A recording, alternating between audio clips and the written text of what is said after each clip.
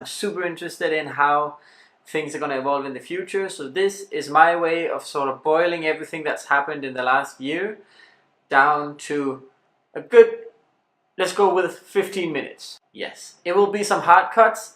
I'll put a link to everything in the description just so you can double check everything, and I'm really not cutting anything in or leaving anything out that I feel is important. You can watch the full videos if you want. They're hours long, but they're really great. Enjoy.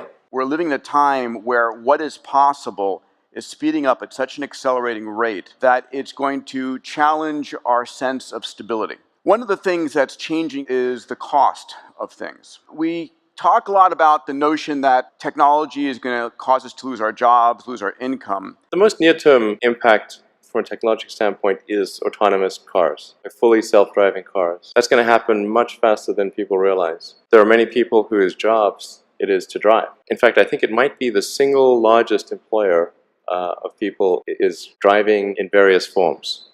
And so we need to figure out new roles for those people. It will be very disruptive and very quick. Now, I should characterize what I mean by quick. There are over 2 billion vehicles in the world, approaching 2.5 billion cars and trucks in the world. The total new vehicle production capacity is about 100 million, which makes sense because the life of a car or truck before it's finally scrapped is about 20-25 years. So the point at which we see full autonomy appear will not be the point at which there is massive societal upheaval, because it will take a long time to make enough autonomous vehicles to disrupt employment. So that disruption I'm talking about will take place over about 20 years. But still, 20 years is a short period of time to have, I think, something like 12 to 15% of the workforce be unemployed. There is a countervailing force that's going on right now at the same time, which is the demonetization of living. I believe we're rapidly moving towards a world where all of these things that we use, that we need to be alive, if you would, Maslow's hierarchy of needs, are very rapidly trending towards zero cost. And it's going to change capitalism in a very fundamental fashion. At the end of the day, in a world in which technologies like the replicator exists,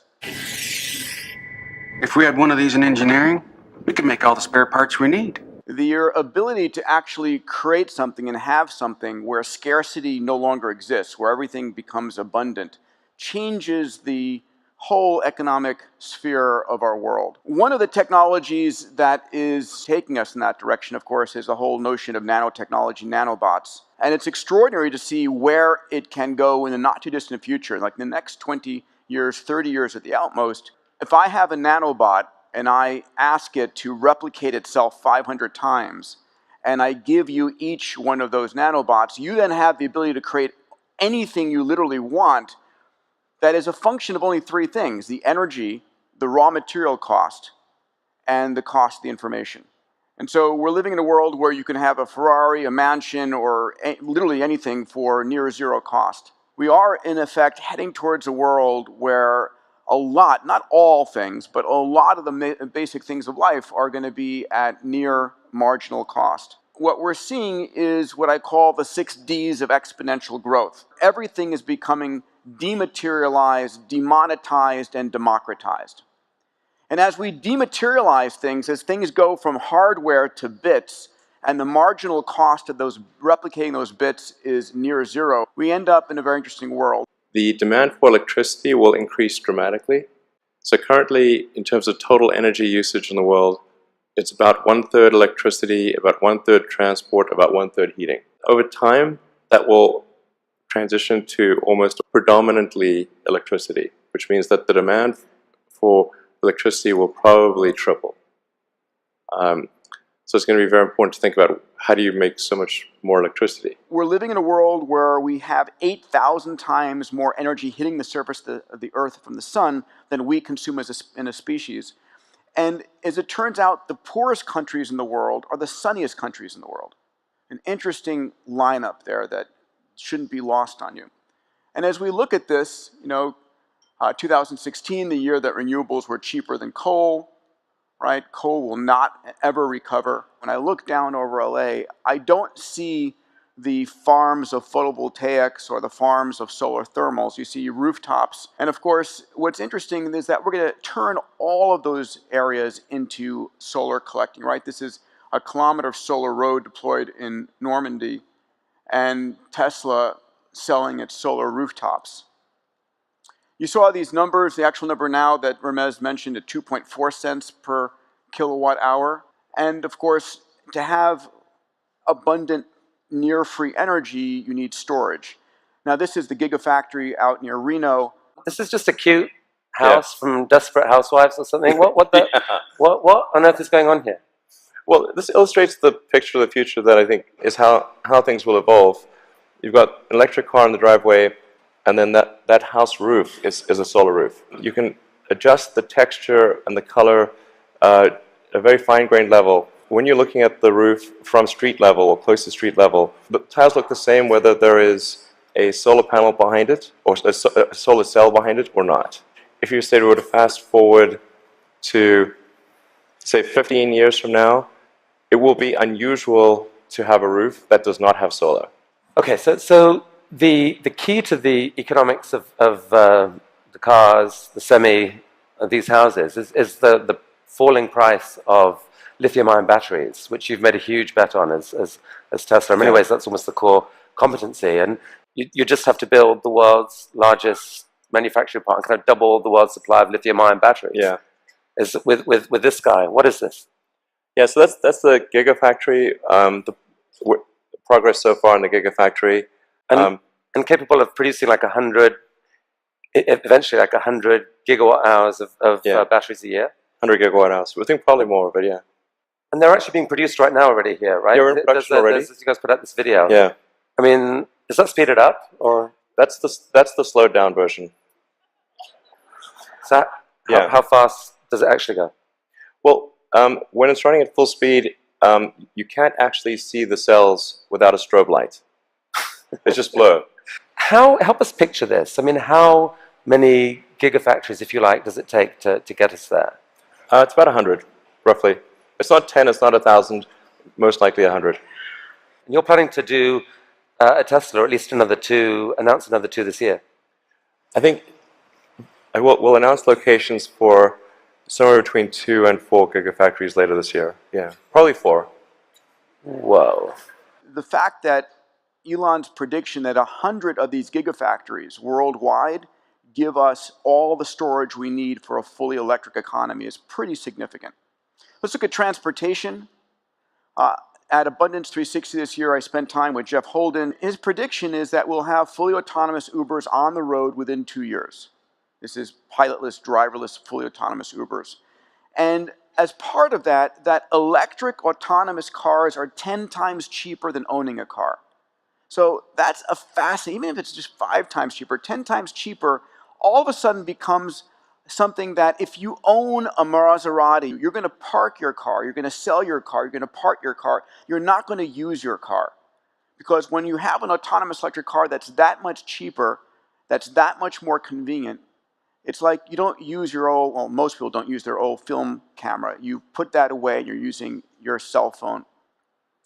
So, interestingly enough, the question is, at what point are we going to see electric autonomous cars displace the cars on the road? Because I thought for the longest time, oil and gas was going to be holding on only because gas cars stuck around for decades at a time. But this is a photograph from New York in 1904. And if you look at this, you can spot 2 cars, 2 automobiles on the road. By 1917, it was 100% switchover, right? We went from horse and buggy to automobiles because the value proposition was so much greater. And the question of when that midpoint took place, well, the Model T came out in 1908. 4 years later, we crossed the midpoint. And so it's interesting, and the prediction right now with Tesla coming out, with Ford and GM coming out, with Waymo now partnering with Chrysler and with Lyft, is that by 2025, car ownership will be dead. And what I'd like to do is just take a second and look at these different fields to look at how they're being dematerialized and how they're being demonetized. So, of course, in communications and entertainment, we've seen a massive amount. Here are the numbers on communications. By 2020 to 2025, we're going to have the explosion of a number of global networks. We've got Loon through Google. We've got Facebook with drones and satellites. Effectively, what we're doing over the next 5 to 8 years is bringing 5 billion new consumers online. And they're coming online not like you and I did. Okay, they're going to have connectivity, but they're already going to have these kinds of devices. And at the end of the day, my expectation is they will, and most people will have them for free. Because as the cost of these devices get down to $10 or $20, unless you have one, I can't sell you anything. So I'm going to give you one of these devices so that you can buy things from me. Or the other thing I might get if I give you one of these devices is I get to collect the data.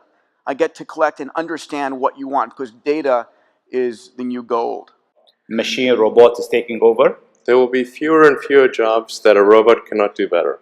This is a full-size house being 3D printed in 10 hours. This is Sebastian Thrun's lab. Machine learning, deep learning protocols that can diagnose dermatological conditions better than a dermatologist. And this is just about 6 months ago when Watson was able to diagnose a patient who had a rare form of leukemia that no physician could diagnose. This is the cost of genome sequencing. You see Moore's law in white over there, and you see that rapidly falling 5 times the rate of Moore's law for genome sequencing. So in 2001, Craig Venter sequenced the human genome for $100 million. And a few months ago, Illumina, the primary company, announced equipment that will be sequencing the human genome for $100 in 2 hours. Any of you who ever need surgery, you have one question to ask. How many times have you done this surgery last week? That's the #1 correlation between the success of a surgeon. If you find a surgeon who's doing 10 surgeries per day, that's your woman, right? That's the person that you want. And so when you find a robot operating system that's doing thousands of surgeries per day, and that robot is seeing your innards in infrared, in minute detail, and is able to do a surgery perfectly because it's seen every variation, and the cost of that surgery is the cost of electricity and the capex of that robot, the cost is going to demonetize to near zero again. And I want to be clear that these are not things that I think that I wish would happen. These are simply things that I think probably will happen. If my assessment is correct and they probably will happen, then we need to say, what are we going to do about it? And I think some kind of a universal basic income is going to be necessary. I don't think we're going to have a choice. Universal basic income. Universal basic income. I think it's going to be necessary. So it means that unemployed people will be paid across the globe. Yeah. The output of goods and services will be extremely high. So with automation, there will come abundance. There will be, almost everything will get very cheap. The harder challenge, much harder challenge, is how do people then have meaning? Like a lot of people, they derive their meaning from their employment. There's going to be psychological impacts to losing my persona of when I ask you, what do? You tell me your career, you tell me your job. So how do we connect people? So we have to change the story about who you are, what you stand for, what you do. But these are the challenges we have to face. These are the kinds of conversations we talk about. If you're not needed, if there's not a need for your labor, what's the meaning? Do you have meaning? Do you feel useless? That's a much harder problem to deal with. Yeah, it's a lot, I know. I think what I take away from it is that creativity and the feeling of fulfillment for creating something and contributing to the world will be the sort of most important things. That will be where we derive our new meaning from once we have a universal basic income and once we sort of leave this whole monetary system way of thinking about the world.